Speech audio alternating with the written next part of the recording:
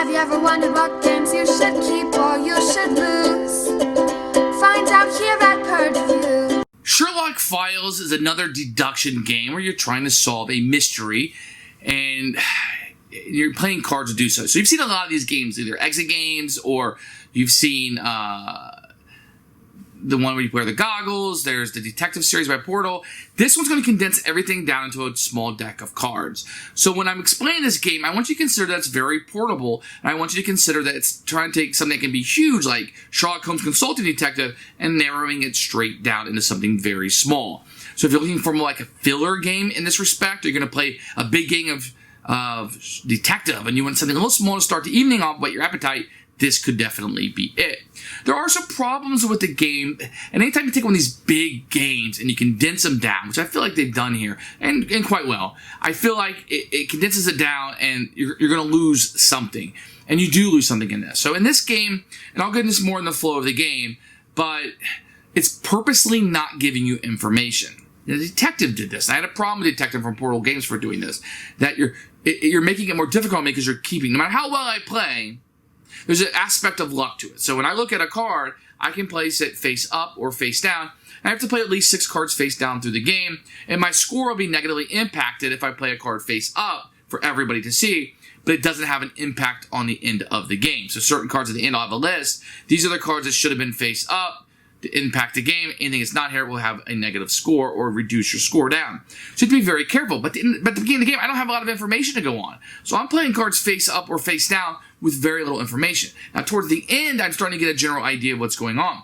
But even what I'm doing, you could not have a general idea of what's going on, or maybe think something else is going on, so you're not playing the cards optimally. That's pretty much the game. So when you're trying to figure something out, you only have what's up for everybody to look at. I know what I put down where nobody can see. You know what you put down where nobody can see, but I don't know what you saw and you don't know what I saw. And we can't really discuss that too much. It kind of breaks the game.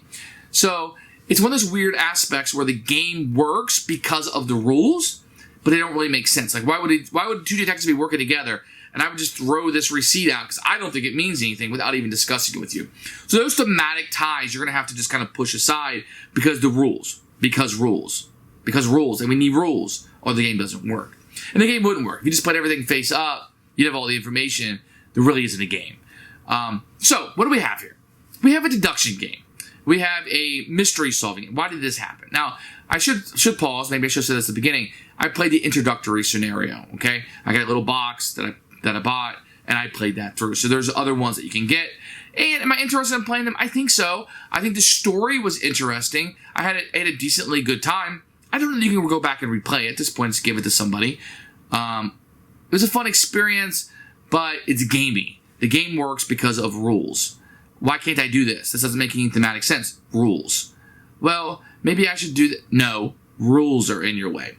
So the rules are constantly in your way just to make things work, and I see the zeros and ones, and I kind of fall out of it thematically. So I think people are going to have fun with this one. I think it's a light filler. It's not trying to replace detective. It's not trying to replace consulting detective. Instead, it's trying to be something a little bit different, a little bit lighter, a little bit more fillery, and it accomplishes that, I think. I think if you get past some of those things that I've talked about, you're really going to have a good time. The story in the introductory scenario was really fun. I say introductory. It's the only one that came with it, but I think it's meant to be introductory. You don't need to play this one to play the next one or anything. But it's very fascinating. I had a good time. And it was kind of mind screws that were in there. Now, I questioned whether, was I not completely able to figure it out because I couldn't, thus I'm mastering the game. I wanted to be able to defeat the game. Or was it because my opponent at the beginning of the game didn't put 3 cards out because they didn't know how important it was going to be later. And it's a decision without information. I think that's what bothered me the most. I've already played it, so it's a purge. Do I think you should try it out? Yeah, I think this is a budget game. I think you might have fun with it. Understand it's not a perfect game. It's going to have some flaws. Are you going to have a good time? Yeah, I think you will. And that's enough for me. So it's a purge because I already played it. It's a played once, but one I can easily recommend. Here's the Sherlock Files demo deck. I'm going to show you a little bit about it. No spoilers will be here. I'm just going to kind of show you what you see when you open it up. So you're going to get a rule book that will be like this. And I'll show you this in just a second. And then you're going to have a deck of cards in here. Here There's the rules. You can see it's very small print. I mean, geez, oh Pete, it's the smallest print I've ever seen. And on the back, you're going to have the starting scenario, and you have a sticker here, which you will get to get to the questions and the solution. So this is just all rules. I'm not showing you anything you shouldn't see. This font is really, really, really, really small. It did do a good job once I opened it up of explaining everything that happened. It kind of made sense about what was going on, but here are the rules. So when you open up the deck of cards, you're going to get a kind of like a rule or a rule thing here, even though you have a rule book, and you're going to get a picture here. This is kind of what the artwork will look like. You will see this as soon as you open it up. The rest of it is going to be a deck of cards, which I'm not going to show you for purposes. There's nothing else in here. And you'll have clues and stuff that you'll go through. So mainly the main deck of it is going to be this, is that you're going to have a hand of cards, which I'm not going to show you.